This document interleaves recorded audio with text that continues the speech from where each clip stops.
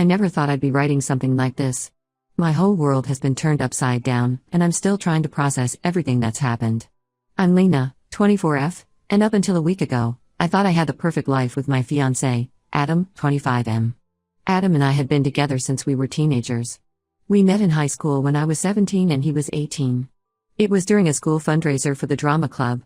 I was helping run a bake sale booth, and Adam came up to buy a cupcake.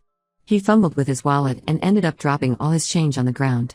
As we both bent down to pick up the coins, our heads knocked together. We laughed it off, and he asked for my number instead of the cupcake. From that moment on, we were inseparable. Everyone kept telling me how lucky I was. Adam was kind, handsome, funny, and seemed like the whole package. He was the star of the school's baseball team, but he never let it go to his head. Instead, he'd spend his free time tutoring younger students in math and science. I fell hard and fast, feeling incredibly fortunate to have found someone so amazing at such a young age. Throughout our relationship, Adam always treated me with love and respect. We rarely fought, and when we did, we always managed to work things out quickly. Like the time during our senior year when I got jealous because he was spending a lot of time with his lab partner, Tessa. I confronted him about it, and instead of getting defensive, he listened to my concerns. He then invited me to join their study sessions, showing me there was nothing to worry about. It was moments like these that made me trust him completely. We supported each other through college and celebrated each other's successes. When I got accepted into my dream university for journalism, Adam was the first person I called. He showed up at my dorm an hour later with a bouquet of flowers and my favorite takeout food, even though his own college was 2 hours away. Similarly, when he landed a prestigious internship at a local engineering firm, I surprised him by organizing a small party with all our friends. After graduation, we moved in together and got engaged. Adam proposed during a weekend trip to the beach where we had our first vacation together as a couple. He recreated our first date, complete with the same flavor of ice cream we had shared and the cheesy playlist he had made for the car ride. As the sun set, he got down on one knee and asked me to spend the rest of our lives together. I said yes without hesitation, feeling like my life was falling perfectly into place. My mom, Rachel, 42F, has always been my best friend. We're incredibly close, like the real-life version of Lorelai and Rory from Gilmore Girls. My dad passed away in an accident when I was little, so it's always been just the two of us against the world. I have vague memories of my dad, his laugh, the smell of his aftershave, and how he'd swing me around in circles until I was dizzy with laughter. But mostly, I know him through the stories my mom tells. Mom was only 18 when she had me, and 20 when Dad died. She put her own dreams of becoming a teacher on hold to raise me, working multiple jobs to keep us afloat. Despite the hardships, she always made sure I felt loved and supported. She'd stay up late helping me with school projects, even after working double shifts. On weekends, we'd have movie marathons with homemade popcorn or go on adventures exploring different parts of our city. As I grew older, our relationship evolved into a friendship. We'd share clothes, gossip about boys, and later, my relationships, and confide in each other about everything. When I started dating Adam, Mom was thrilled. She'd always said he reminded her of my dad, kind, reliable, and with a goofy sense of humor that could make anyone laugh. Mom dated on and off over the years, but nothing ever really stuck. There was Tom, the accountant who was nice but painfully boring. Then came Marcus, who seemed great until we found out he was married. Each time a relationship ended, Mom would shrug it off, saying she had everything she needed with me. I always felt the mix of guilt and gratitude, happy to be so close to her, but worried that I was holding her back from finding love again. About 4 years ago, Mom dropped a bombshell on me. She was pregnant. I was shocked, to say the least. Mom was 38 at the time, and while I knew she had been casually dating someone, I hadn't even met the guy. She told me over dinner at our favorite Chinese restaurant. I remember choking on my food when she said the words "I'm pregnant." At first, I thought she was joking, but the look on her face told me she was dead serious. She was stressed and worried about having a baby at her age, especially since she'd had me when she was so young. She kept saying things like, "I'm too old for this," and what was I thinking? I could see the fear in her eyes, mixed with a hint of excitement she was trying to suppress. I decided to support her fully. After all, she had always been there for me, so it was my turn to be there for her. I went with her to doctor's appointments, helped her set up the nursery, and even organized a small baby shower with her closest friends. Throughout the pregnancy, Mom never really talked about the father. When I asked, she'd brush it off, saying he wasn't in the picture and it was better that way. I didn't push, figuring she'd tell me when she was ready. 9 months later, my little brother, Ethan, was born. I was in the delivery room, holding Mom's hand as she brought him into the world. The moment I saw him, with his tiny fingers and scrunched up face, I fell in love. He had Mom's nose and a full head of dark hair. I promised myself right then that I'd always be there for him, just like Mom had always been there for me. I helped take care of Ethan as much as I could. Late night feedings, diaper changes, babysitting when Mom needed a break, I did it all. It was exhausting but rewarding. Watching him grow and develop his own little personality was amazing. He was a happy baby, always smiling and giggling, especially when Adam was around. Adam was great with Ethan too. He'd often come over after work, bringing little gifts for Ethan or offering to babysit so Mom and I could have a girls' night. We'd take Ethan out for ice cream, to the playground, or to the pool during summer. Adam would toss Ethan in the air, making him squeal with delight, while I watched from the sidelines, imagining our future children. It all seemed so perfect.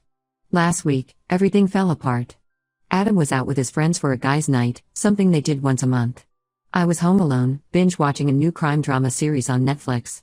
I'd been meaning to watch it for weeks, but hadn't found the time with work and wedding planning keeping me busy. Around midnight, my laptop died, and I was too comfortable on the couch to get up and fetch my charger. I remembered Adam had left his iPad on the coffee table, so I grabbed it. I knew his password. It was the date we first met, but I had never really used his iPad before. I always respected his privacy, just as he respected mine. As soon as I logged in, I was bombarded with message notifications. At first, I thought it might be his friends from the guys' night out, maybe planning to extend their evening. But curiosity got the better of me, and I opened them. What I saw made my blood run cold. The messages were from my mom's number, though it wasn't saved under her name. She was telling Adam that she felt guilty and that I should know the truth. Adam replied that he felt guilty too but couldn't bear to lose me. Then came the kicker. My mom said it wasn't fair for Ethan to never know his real dad, and if Adam could live having his son around while pretending to be just a brother-in-law. I couldn't believe what I was reading. My mind refused to process it at first. I scrolled through the conversation, feeling sicker by the second. There were photos of my mom pregnant, of Ethan as a newborn, and more pictures of him growing up. It was like a punch to the gut. All those times Adam had been so great with Ethan, all those moments I thought were sweet and paternal. They actually were paternal, just not in the way I had imagined. I broke down crying, unable to process the betrayal. The two people I trusted most in the world had lied to me for years. They had created a life together behind my back, all while pretending everything was normal. I thought about all the times we had been together as a family, Christmas mornings, Ethan's birthday parties, Sunday dinners. Had they been sneaking glances at each other? Sharing secret smiles over my head? The thought made me physically ill. I waited for Adam to come home, wishing I was strong enough to confront him calmly, but I couldn't hold it together. I paced the apartment, alternating between crying and feeling numb. I looked at photos of us on the walls, remembering the moments they captured, our college graduation, our engagement, holidays with my mom and Ethan. Each memory now felt tainted, like a beautiful painting that someone had thrown acid on. When Adam walked in around 11:30 p.m., I just handed him the iPad with the messages open. The color drained from his face. He looked like he might be sick. "Lena," he started, but I cut him off. I demanded an explanation: when, how, why. He didn't want to talk at first, but he knew he had no choice. Apparently, it all started a few years back when I was on a girls' trip with my college friends. We had gone to Miami for a week, a last hurrah before we all started our new jobs. Adam and my mom had dinner together, which wasn't unusual since he'd been part of the family for so long. Mom had invited him over, saying she didn't want him to be lonely while I was away. Somehow, one thing led to another, and they ended up sleeping together. They claimed to feel guilty but not guilty enough to stop. They slept together 2 or 3 more times, using the excuse of meeting up to discuss how to tell me. When my mom got pregnant, they stopped the physical relationship but decided not to tell me. Adam said he loved me too much to lose me, and my mom didn't want to lose her daughter. I was disgusted. I broke off the engagement on the spot and told Adam to get out. I couldn't bear to look at him anymore. Each word he said, each excuse he made, just twisted the knife deeper. I took off my engagement ring, the ring I had once thought was a symbol of our love and commitment, and threw it at him. After Adam left, I called my mom. She answered sleepily, clearly having been woken up by the call. When I confronted her, she broke down crying, begging me to let her explain. But I didn't want to hear it. I told her never to speak to me again and hung up. I packed a bag and moved in with my best friend, Mia, 24F. She was confused and concerned when I showed up at her door in the middle of the night, but she didn't hesitate to take me in. I broke down and told her everything. She held me as I cried, promising that she'd help me get through this. "I feel terrible for Ethan," I love him so much, but I can't be around him right now. Every time I think of him, I'm reminded of all the times Adam and I talked about having kids of our own someday. We've been planning our future since we were teenagers, and now I feel sick thinking about how I was unknowingly taking care of his child with someone else. I don't know what to do now. I've lost my fiancé, my mom, and in a way, my little brother. My whole future has been ripped away from me. The life I thought I was going to have, marrying Adam, starting a family, having my mom there to help and support us, it's all gone. How do I even begin to move forward from this? I'm angry, heartbroken, and feel so betrayed by the two people I trusted most in this world. Any advice would be appreciated because right now, I feel completely lost. Update 1, it's been a week since my last post, and I wanted to give you all an update on what's been happening. First, I want to thank everyone for their supportive comments and messages. I never expected such an outpouring of kindness from strangers on the internet, but it really has helped me get through this nightmare. The past week has been a blur of emotions. I've been staying with Mia, sleeping on her couch and trying to figure out what to do next. She's been amazing, making sure I eat and listening to me when I need to talk. But I know I can't stay here forever. I need to start rebuilding my life, as daunting as that seems right now. I went back to my apartment once, to get more of my things. Adam wasn't there, thankfully. It was surreal, packing up my life into boxes. I found myself staring at photos of us, wondering how he could smile so genuinely while keeping such a massive secret. I took down the photos, packed away the gifts he'd given me over the years, and tried not to break down as I did it. Work has been a welcome distraction. I threw myself into my job at the local newspaper, taking on extra assignments and staying late at the office. My coworkers have noticed something's off, but I haven't told them what happened. I'm not ready for the pitying looks and whispered conversations. As I feared, Adam tried to confront me near my office earlier this week. I was walking to my car after work when I spotted him lingering in the parking lot. Part of me wanted to run, but I decided it was better to face him and get it over with rather than live in constant fear of when he'd show up next. He asked if we could talk, and I agreed but refused to go somewhere private like a coffee shop. We ended up having our conversation right there in the street. It wasn't crowded, but it wasn't completely deserted either, which made me feel safer. Adam apologized profusely, saying I deserved better and that he still loves me. He looked terrible, dark circles under his eyes, his clothes wrinkled like he'd been sleeping in them. Part of me felt a sick satisfaction seeing him so miserable, while another part wanted to comfort him out of habit. I hated myself for that instinct. He said he'd understand if I never wanted to see him again, but if I was willing to give him another chance, he'd go to therapy, alone, with me, or both, and work hard to regain my trust. He talked about how we could work through this, how what we had was too special to throw away. Each word felt like a mockery of the relationship I thought we had. I told him it wasn't possible. There was too much damage done. How could I ever trust him again? How could I look at him without seeing the betrayal? How could I ever be intimate with him knowing he had been with my mother? The thought alone made me nauseous. He tried to explain why he did it, but honestly, I don't think he even knows himself. He rambled about feeling flattered by my mom's attention, about one moment of weakness spiraling out of control. I asked if he had cheated with anyone else before, and he said no. I'm not sure if I believe him, but he sounded sincere. When I asked why he didn't come clean sooner, he said he panicked after the first time and realized he could lose me. He claimed he was just taking it one day at a time, not thinking about the long-term consequences. It was hard to reconcile this image of Adam, someone who could make such selfish, short-sighted decisions, with the man I thought I knew. I asked if my mom had seduced him, part of me hoping there was some explanation that would make this easier to understand. But he said it was mutual, which made me want to throw up all over again. The image of them together, both actively choosing to betray me, was almost too much to bear. Then he dropped another bombshell: he's in the process of seeking partial custody of Ethan. Apparently, this whole mess pushed him to finally step up and be a father. He said he doesn't want to be with my mom, that it was just a stupid mistake. Sure, because sleeping with your fiancé's mother 4 or 5 times is just a random thing that happens. Adam told me he had informed his parents about everything the day before. They're upset but glad to start building a relationship with their grandson. I couldn't help but think about all the times I'd spent with his family, how they had welcomed me with open arms. Now they'd have a grandchild, but not me as a daughter-in-law. Another loss to add to the growing list. He asked me to still be part of Ethan's life, saying I'm important to the little boy. It felt like a guilt trip, and I hate to admit it worked a little. I thought about Ethan, how confused he must be about why his big sister suddenly disappeared.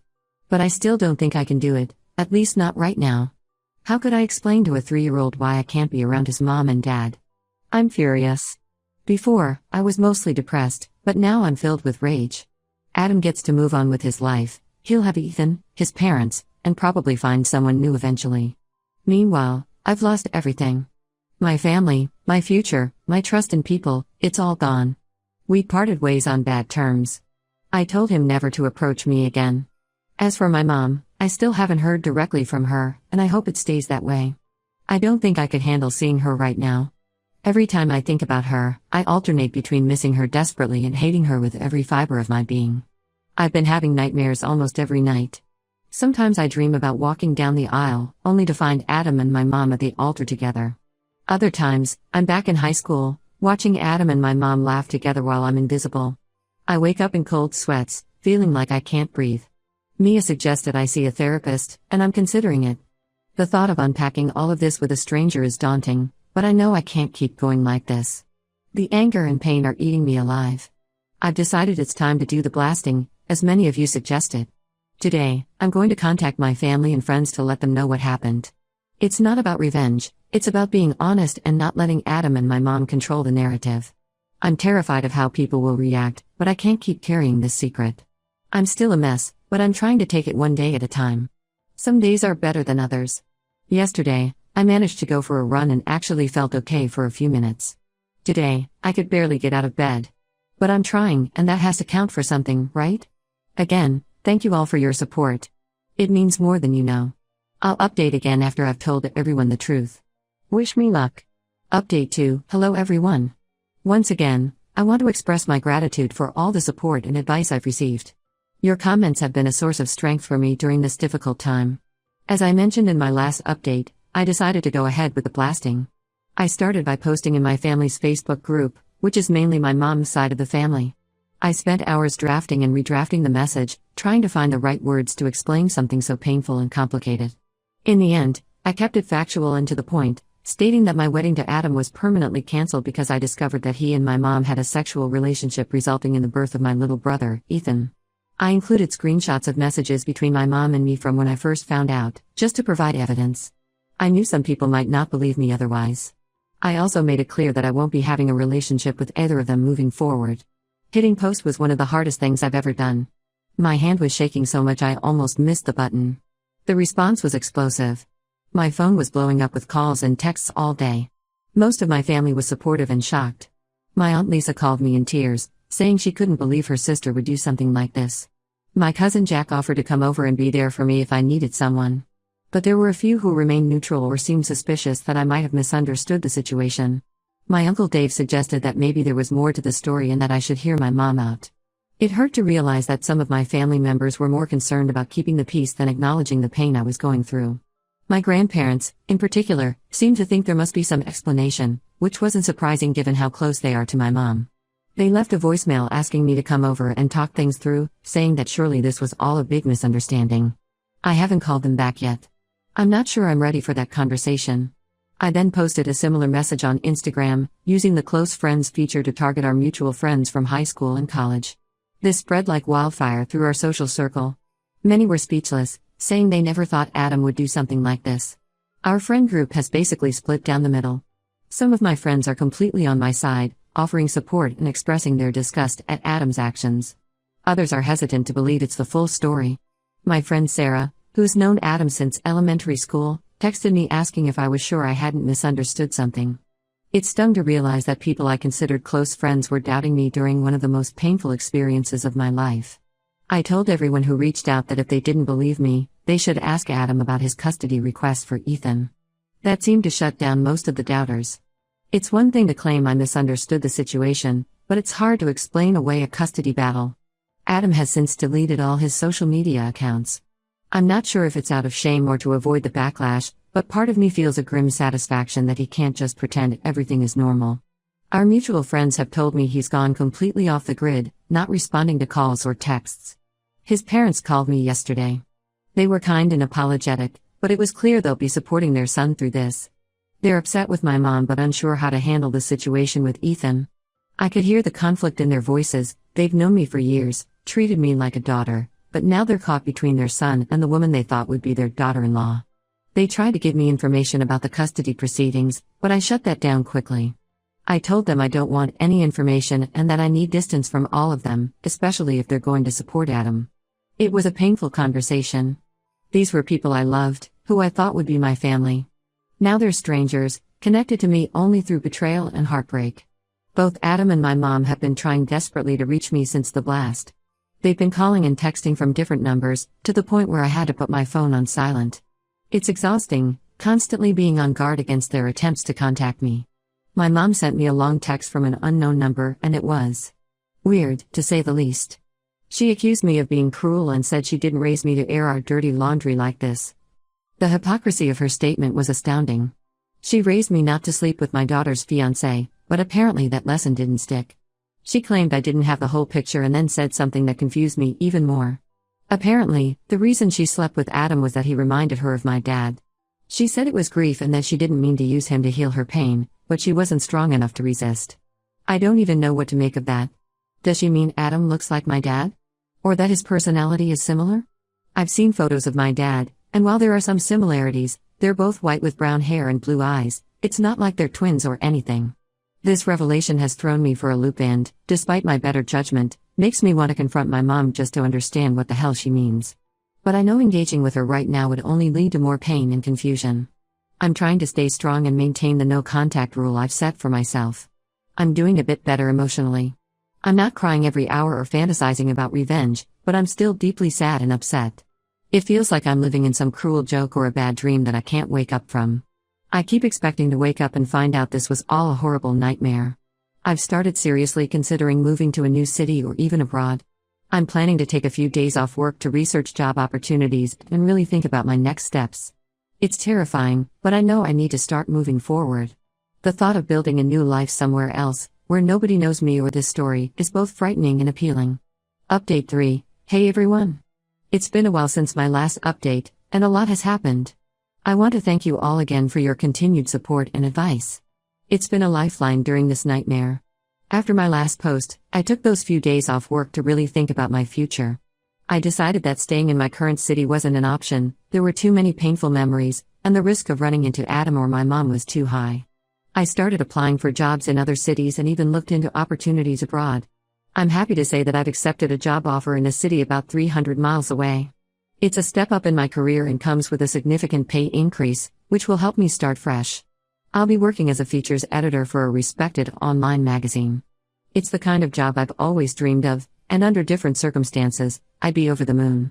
As it is, I'm both excited and terrified about this new chapter in my life, but I know it's the right decision.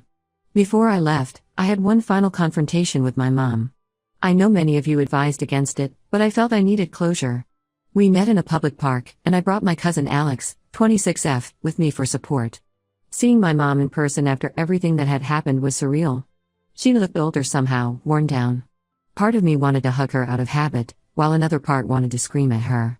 My mom tried to apologize, but it felt hollow.